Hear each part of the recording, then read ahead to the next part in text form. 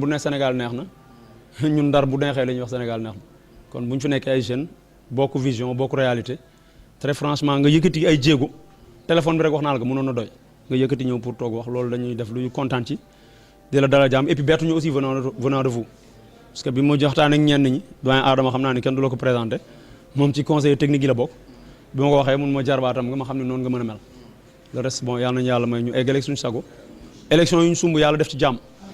parce que au soir du 24 c'est le Sénégal qui va sortir vraiment ragaillardi kon kenn ku ne jàmm nga ci war a yéene ñun nag amuñu problème nous on reste serein parce que ñi paniqué moo ñuy songeeg di jox sax verdict avant que la justice ne fasse son boulot li candidat bi wax on appelle au calme nañu def liggéey bi parce que li ñu bëgg mooy dérouter ñu on ne va pas l'accepter yow ci même dynamique bi nga nekk kon boo jëlee ay tànku jéego tey du ñu mën lu dul déglu la yokkute lay jur encouragement lay jur. maa ngi leen di nuyu ñëpp seen tur ak seen sant di am mbégte teew fi tey mooy ñëw fi d'abord pour vous féliciter parce que amoon occasion def ko ci tonton Adama Niang laa gis def ko pour liggéey bi ngeen liggéey ci législative yi parti bu boo xam ne c'est vrai que PUR mu ngi existe depuis longtemps mais pour rapidité bi ak efficacité bi ngeen liggéey ci législative yi je pense que ça mérite félicitation andi ngeen vitalité andi ngeen lu bees ci champ politique sénégalais andi ngeen ci seen pureté et ça c'est exceptionnel parce que tey le champ politique à travers ses acteurs wala parti c'est en train de changer ku nekk am na cër boo ci war a jouer et gëm bi ñu gëm Sénégal bëgg bi ñu bëgg Sénégal war na tax ñu xam ni que Sénégal bii ak Sénégal dans 5 ans 10 ans day wute parce que Sénégal day am pétrole day am gaz damay faral di wax ni on a intérêt à faire très attention ensemble li xaw nag tout le monde le comprend dañu bëgg freiner seen élan parce que dañu juboo ci kaddu les Sénégalais n'ont pas sanctionné Abdoulaye Wade c'est ay bilan wala c'est ay réalisation donc ay bilan ay tali ay autoroute à péage Ila Touba intéressé wuñu on veut des valeurs xam nga dañu bëgg Sénégal ni ñu koy yoree ak ñi koy yor wan nit ñi jikko bu rafet jikko bu méngoo ak li ñu doon ñun ak li ñu xam et moo tax votre présence dans le champ politique est important c'est ça qu'ils ont voulu freiner c'est ça qu'ils ont voulu ralentir mais il ne faut pas l'accepter ñun on est venu pour vous dire que on est avec vous ñu ngi leen di masawu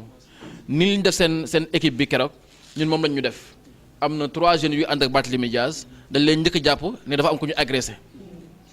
ñu dem après ba foofu arrêté leen yóbbu leen 3 jours de garde à vue après non yéen a toj kaaru Dakar Dem Dikk bi malheureusement pour eux kaaru Dakar Dem Dikk maître Bamba Cissé mooy seen avocat maître Bamba Cissé ne man maa doon avocat Khalifa ci procès bi man du ma nangu en tant que avocat Dakar Dem Dikk ngeen may joué loo ay jeu donc man du ma porter plainte du ma accepter ngeen di porter plainte kon xale yi ñu koy Dakar Dem Dikk di ko endossé ñu changé waat ne xale yi yéen a saboté meetingu Marie Lo bi ma Sacré-Cœur ba pare yóbbu leen instruction ñu jékki-jékki li yàlla dogal benn xale bi doomu Guitan Mber la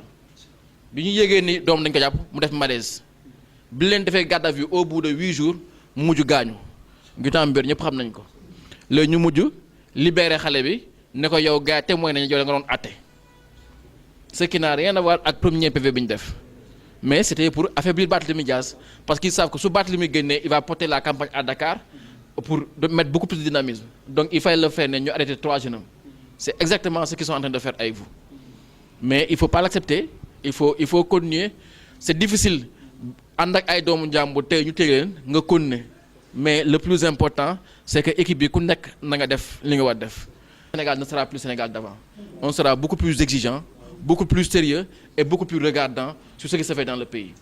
sans cloison amul religieux amul politique même génération même objectif même ambition et je pense que c'était ça le sens de notre visite pour vous dire que nous sommes de tout cœur avec vous et demain inchallah bu professeur ñëwee on va s'organiser pour seet si ko comme ni leen seet see tey pour encore une fois montrer que c'est l'opposition de Saint-Louis qui est ensemble il faut regarder devant nous allons avancer ensemble nous allons cheminer ensemble nous allons nous organiser pour être partout le jour du vote mais inchallah li gën a am solo mooy que continuer foncer leen ci combat bi faites ce que vous avez à faire jouez votre rôle parce que am na lu ngeen apporter champ politique sénégalaise bi et loolu warul nax saay da ngeen am action yu ngeen war mener pour que démocratie Sénégal war raffermir war retrouver dignité et c'est ça qui est important en tout cas man je dis que nous sommes tous des militants du PUR nous le sommes tous parce que ce que nous voulons c'est que le champ politique sénégalais retrouve cette qualité dans les hommes, cette qualité dans la pratique politique, cette qualité dans les rapports que nous avons les uns avec les autres. Pas d'injures,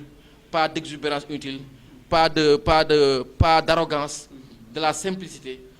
du naturel, et être ce que nous sommes, c'est-à-dire tout simplement des Sénégalais qui ont été formatés dans une certaine pratique religieuse, qui ont été formatés dans une certaine croyance, qui ont été formatés dans un certain sérieux et dans une certaine compétence. Senghor, ba muy tabax Sénégal, ba muy commencé, ba ay Côte d'Ivoire du ay économie ay koom-koom, moom il a fait le choix de dire l'homme, le Sénégalais, parce que l'homme est au début et à la fin du développement. Donc ce pays-là, notre premier pétrole, notre premier gaz, c'est nous les Sénégalais. Donc il faut qu'on se retrouve ensemble, qu'on apprenne à être ensemble, et c'est ça le sens de la démarche. En tout cas, ñun waa ëllëg si biir di jàppale Khalifa Sall nekk ci champ politique depuis quelques années, ñun on est avec vous, on est heureux de vous retrouver dans le champ politique, on est heureux de collaborer avec vous, et surtout sama nijaay Adama Niang bokk na ci ñuy encadré, il a formé tellement de gens à Saint-Louis, et loolu yëpp moo taxoon tey on ne pouvait pas toog li appelé di woote non loolu amatul sens nañuy gisante di waxante xàmmante ràññante ba mu ñu gisee nuyoonte mën a nuyoonte mën am jàmm mën salaam. Je pense que c'est ça le plus important, et au nom de l'équipe, au nom du mouvement, au nom de nos parents, tout le monde ñu ngi leen di masawu, ñu ngi leen di ñaan ngeen continuer combat bi, et muy tey muy suba saa yi ñoo ñu gëstoo di nga ñu gis, en commençant par demain incha allah. Merci beaucoup.